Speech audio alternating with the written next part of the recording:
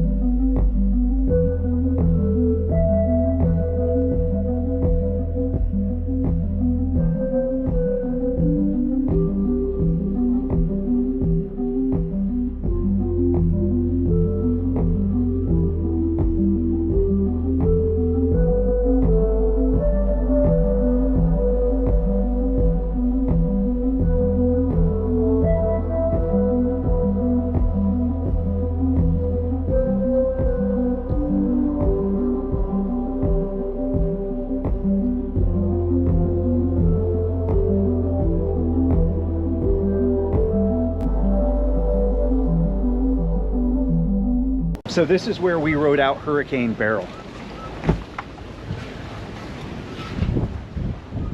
Yeah, there was a roof, but we were here when it blew away.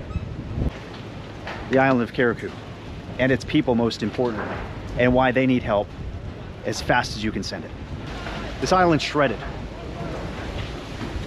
Its people are in desperate need of help.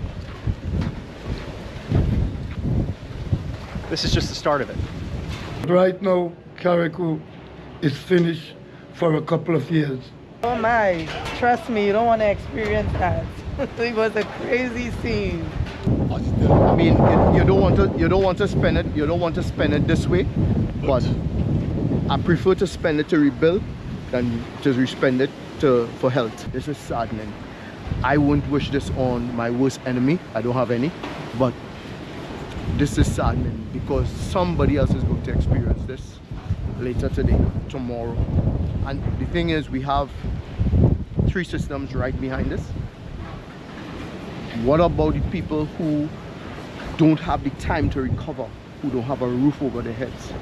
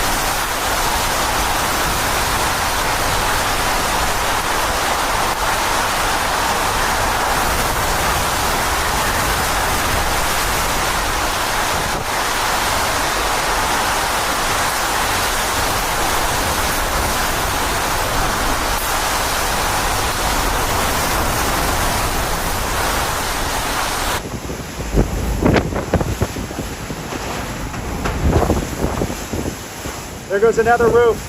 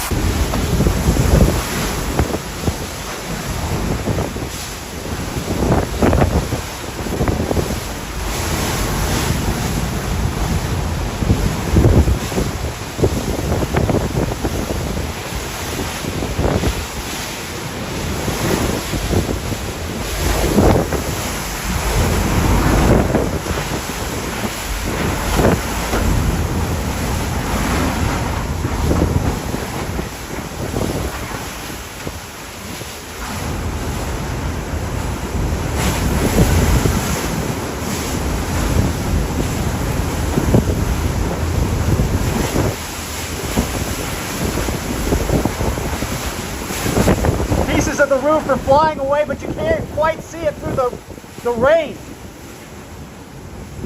That house is being obliterated.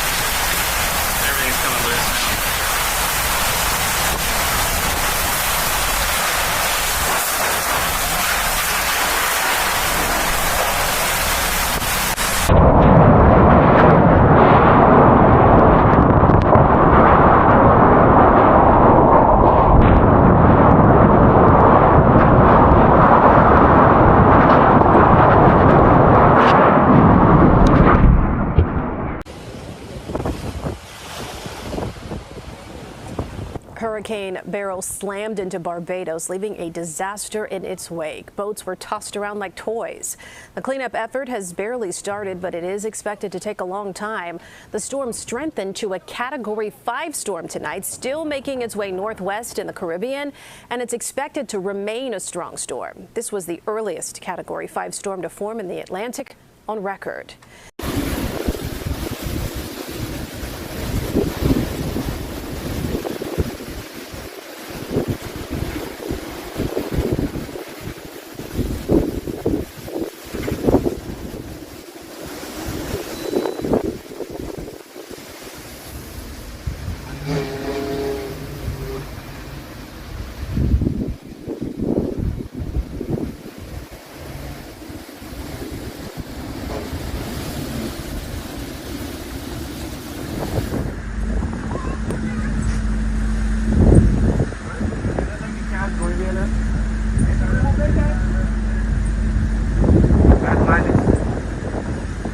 Hurricane Beryl, now a Category 4 storm set to hit Jamaica in the next 24 hours. Beryl is churning in the Caribbean, that island nation bracing for life-threatening wind, storm surge, and flooding.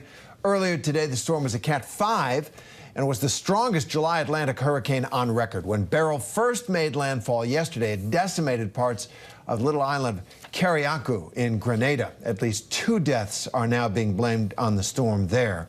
We're also getting a first look at the preparations underway in Jamaica. Beryl's less than 500 miles from the capital city of Kingston. Folks there gearing up for the storm.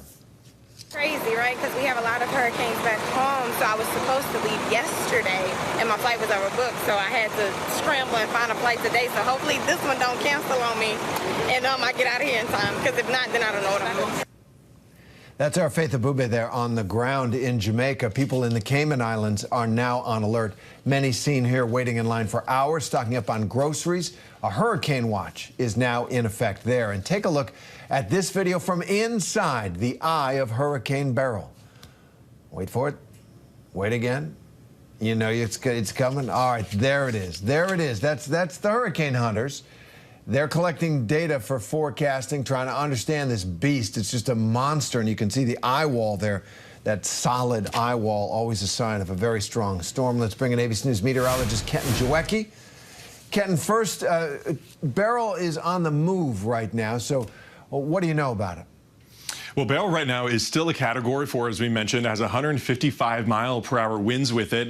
The cloud cover from Beryl extending up to the Dominican Republic, over towards Haiti as well. As you mentioned, it's less than 500 miles from Jamaica, where there is a hurricane warning. Hurricane warning, by the way, up for Cayman Islands now as well, where they're looking at seeing up to 8 feet of storm surge, also up to a foot of rainfall from the storm, let alone, not to mention, of course, the winds, which are going to be significant as it's moving over Jamaica. And the latest track puts the center of this hurricane either over Jamaica or just to the south of the island. Either way, it's a life-threatening situation there. Winds could be anywhere from 120 to 140 miles per hour as it's going over the island. It will, by the way, likely be the earliest a hurricane has ever hit the island of Jamaica. Also, Friday, getting to the Yucatan as a Category 1. It's weakening, by the way, as it moves to the west. It's getting into less favorable atmosphere for this. And then it'll head up into the Gulf of Mexico. And depending on some steering wind winds that are down here from a high pressure system in America. It could actually steer up either and make landfall again as a tropical storm by the end of the weekend, either in eastern Mexico